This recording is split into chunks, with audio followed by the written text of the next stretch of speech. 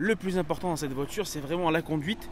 C'est un réel plaisir les amis, et je peux vous dire que je me suis pas embêté. On est parti pour un road trip. Là on part avec 83 km d'autonomie et on va voir à l'issue de notre essai combien est-ce qu'il nous reste d'autonomie en 100% électrique.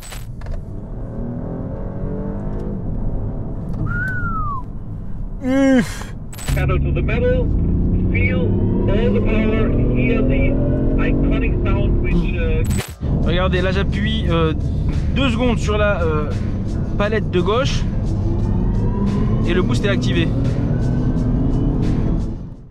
Salut à tous les amis et bienvenue sur cette nouvelle vidéo sur la chaîne Motors. Les amis, aujourd'hui, vous savez, je suis en Espagne, j'ai découvert la nouvelle Active Tourer, mais là, ce que je vous montre, c'est pas une Active Tourer toute simple, c'est la version plug-in hybride 230e X-Drive, donc 4 roues motrices. Mais les gars, c'est une dinguerie absolue. Là je viens de la conduire, c'est pour ça que je vous dis ça.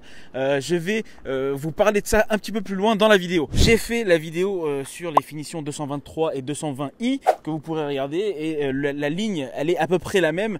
On a un véhicule qui est beaucoup plus moderne que la version précédente, avec des finitions beaucoup plus premium. On a ici des phares à LED, que ce soit à l'avant ou à l'arrière. On a une énorme calandre, ça c'est la nouvelle marque de BMW, cette grande calandre. On a un avant très proéminent, on a un look très agressif, malgré le fait que ça soit un monospace entre guillemets, plutôt un minivan.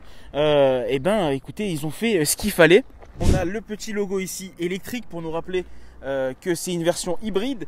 Les poignées de porte affleurantes, et puis un arrière qui est résolument moderne et résolument joli. On a quelque chose qui est très large, très imposant, qui est ferme sur la route, et ça c'est plutôt agréable. Je ne vais pas vous embêter plus longtemps avec le look, parce que le look je l'ai déjà fait sur la vidéo des versions 100% thermiques. Je vous mets la vidéo en lien ici, comme ça vous aurez tous les détails sur le look. Je prends quand même la peine de vous montrer le diffuseur en bas, et puis le coffre, parce qu'on a un grand coffre, enfin relativement grand coffre de 406 litres, avec un petit rangement ici, et puis avec une possibilité de rabattre les sièges arrière et obtenir un volume total de 1455 litres.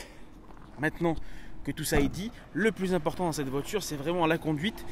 C'est un réel plaisir les amis, et je peux vous dire que je me suis pas embêté. Je me retrouve à l'intérieur de la voiture parce que c'est là où la magie opère. On est dans un véhicule qui est un véhicule hybride rechargeable avec une capacité de 90 km d'autonomie, ce qui est plutôt pas mal pour un véhicule de ce gabarit-là et de ce style-là, avec la possibilité de rouler jusqu'à 130 km/h en 100% électrique et beaucoup de plaisir à prendre à bord. Alors je vais vous montrer tout de suite l'écran d'instrumentation, puisque c'est ici que tout se passe. Alors on va passer en mode, donc les petits boutons, le sélecteur ici de mode, avec le mode personnel, sport et efficient. On va commencer par le mode efficient et on arrive sur un écran d'instrumentation bleu, très zen.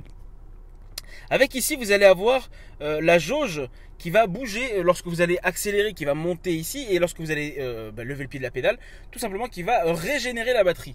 C'est un système de régénération adaptative. Elle s'adapte à la circulation, elle s'adapte aux conditions de la route également, et donc c'est un système très intuitif, et ça devient très facile de conduire de façon économique et écologique cette voiture. Vous allez avoir à gauche toutes les informations liées au thermique d'une part, mais également à la vitesse, etc. On passe maintenant au mode sport. Là l'instrumentation change. Lorsqu'on passe en mode sport, la particularité c'est qu'on n'est plus en 100% électrique, on roule avec les deux moteurs activés, entre le moteur électrique qui est à l'arrière et le moteur thermique à l'avant. Alors pour rappel, cette voiture c'est la 230e avec un moteur de 326 chevaux pour 477 Nm de couple. Je ne sais pas si on arrive à imaginer ce que ça peut représenter dans une voiture familiale comme celle-ci. Autant la 223i que j'ai essayé hier était hyper amusante, mais alors là on est encore un niveau au-dessus, avec la petite particularité s'il vous plaît qu'il y a au niveau de la palette gauche l'indication boost.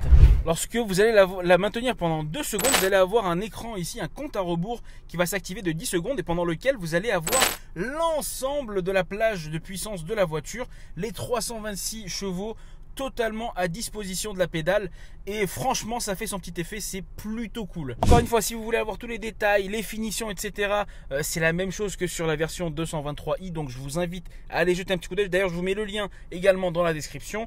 Là on va vraiment se concentrer sur la conduite de cette version hybride parce que c'est là sa vraie plus-value, donc on va pas s'embêter avec le reste.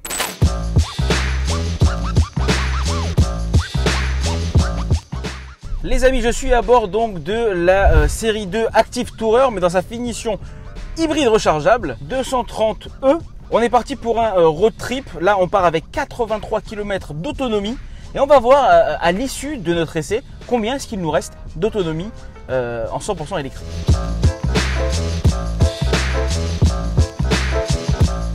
J'expérimente un petit peu ce système d'hybridation de BMW qui est plutôt efficace. La petite particularité, c'est qu'on a un système de régénération adaptative, c'est-à-dire que la voiture va prendre en considération tous les éléments extérieurs, les feux, la circulation, et donc elle va décélérer toute seule et régénérer automatiquement la batterie. Ce qui se passe dans l'écran d'instrumentation de cette voiture, c'est tout simplement une expérience nouvelle. Alors on a toutes les informations ici qui a trait à l'autonomie de la batterie électrique, ici tout ce qui est thermique. On a également pas mal de petites choses assez sympas. Vous voyez là ici la petite barre rouge qui monte, c'est lorsqu'on est en excès de vitesse. Elle nous indique exactement de combien est-ce qu'on dépasse la vitesse autorisée.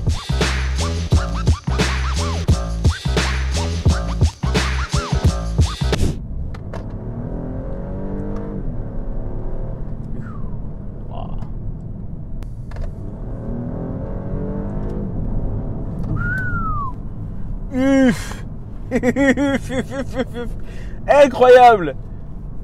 Waouh, ça envoie. Alors ce qui est dingue, c'est de trouver que dans une voiture comme ça, on a autant de patates. On a 326 chevaux dans cette voiture qui sont exploitables à l'accélération.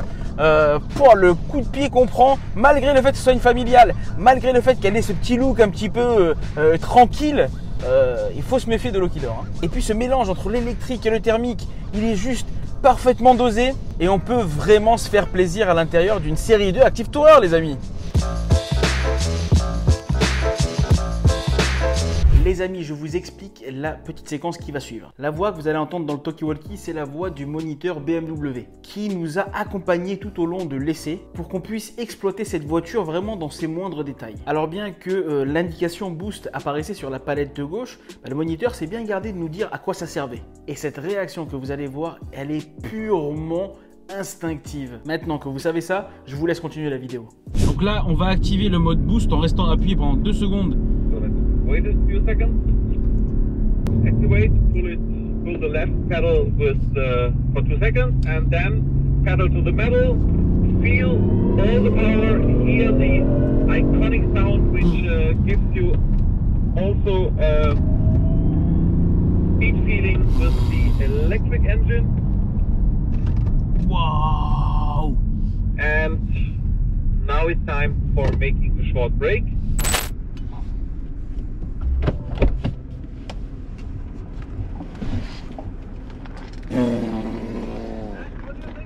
Oh, it's crazy! Regardez, là j'appuie 2 secondes sur la palette de gauche et le boost est activé. C'est une dinguerie. Et tout le long que c'est activé, le boost est disponible. Le boost, c'est vraiment le moment pendant lequel vous avez les 326 chevaux de disponibles à la pédale. C'est-à-dire que vous allez avoir toute la possibilité d'exploiter votre voiture à son paroxysme. Et en plus avec le petit effet sonore, c'est plutôt sympa.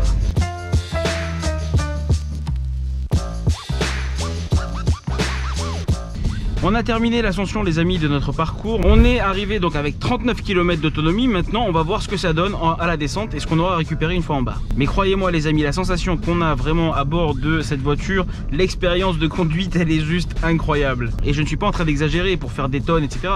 C'est incroyable. Il y a une vraie expérience totalement nouvelle.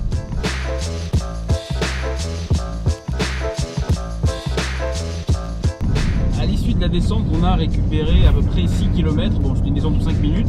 C'est plutôt pas mal, hein, quand même.